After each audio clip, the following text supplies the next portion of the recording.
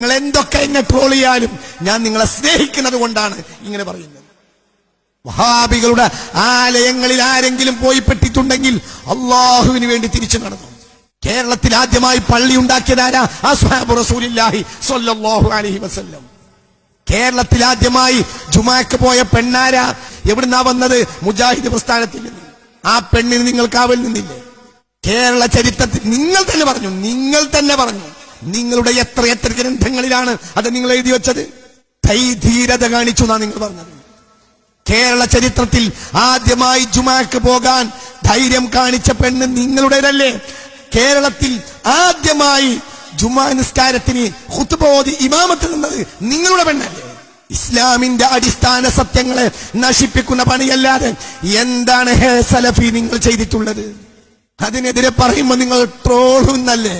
ഈ റഹ്മത്തുള്ള അല്ലെങ്കിൽ അടുത്ത ആൾ നിങ്ങൾക്ക് തലവേദനയാകും. നിങ്ങളെ വിടുന്ന പ്രശ്നമില്ല. നിങ്ങൾ ഇസ്ലാമിയത്തിനെ നശിപ്പിച്ചവരാണ്.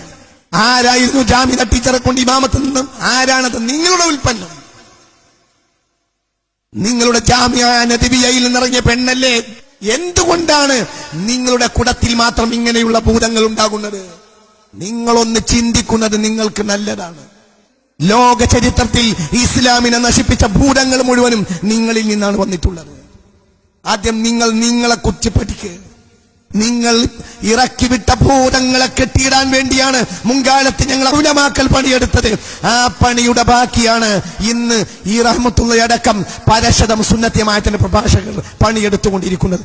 നിങ്ങളെ ഞങ്ങൾ വിടുന്ന പ്രശ്നമേ ഇല്ല. പക്ഷെ ഞങ്ങൾ പ്രമാണം കൊണ്ട് പിടികൂടൂ, അല്ലാതെ ട്രോള് കൊണ്ട് പിടികൂടും എന്ന് വിചാരിക്കണ്ട. നിങ്ങളുടെ നേതാക്കൾ പറഞ്ഞിട്ടുള്ള ലോക മണ്ടത്തരങ്ങളെ ഞങ്ങൾ ഓരോ ദിവസവും പിടികൂടുകയാണെങ്കിൽ അന്ത്യനാൾ വരെ നിങ്ങൾക്ക് മറുപടി പറഞ്ഞാൽ അവസാനിക്കൂല. നിങ്ങളുടെ നേതാക്കൾ പറഞ്ഞിട്ടുള്ള മണ്ടത്തരങ്ങൾ, നിങ്ങൾ പരസ്പരം കാഫിറാക്കുന്ന മുശ്രിക്കാക്കുന്ന, പരസ്പരം മുശ്രിക്കും കാഫിറുമാക്കുന്ന നിങ്ങളുടെ നേതാക്കൾ പരസ്പരം മുശ്രിക്കും. ലോകത്തെ സവാദുല്ലാഹമായ അഹ്ലുസുന്നത്തി വൽ ജമാഅയാണ് ഒരു കാലത്ത് നിങ്ങൾ മുശ്രിക്കും കാഫിറുമാക്കിയിരുന്നുവെങ്കിൽ ഇന്ന് നിങ്ങൾ തമ്മിൽ മുശ്രിക്കും കാഫിറുമാക്കിക്കൊണ്ടിരിക്കുകയാണ്. ഞങ്ങൾക്കിടയിലുള്ളത് സംഘടനാപരമായ അഭിപ്രായ വ്യത്യാസമാണ്. അതൊരു മേശക്കരികിലിരുന്നാൽ തീരുന്ന പ്രശ്നമേ ഉള്ളൂ. സുന്നികൾ എന്താണെങ്കിലും ഒന്നാണ്.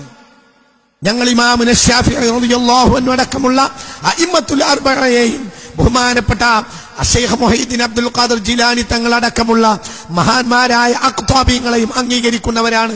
ഞങ്ങൾക്കിടയിൽ ഒരു പ്രശ്നവും ഇല്ല. കേവലം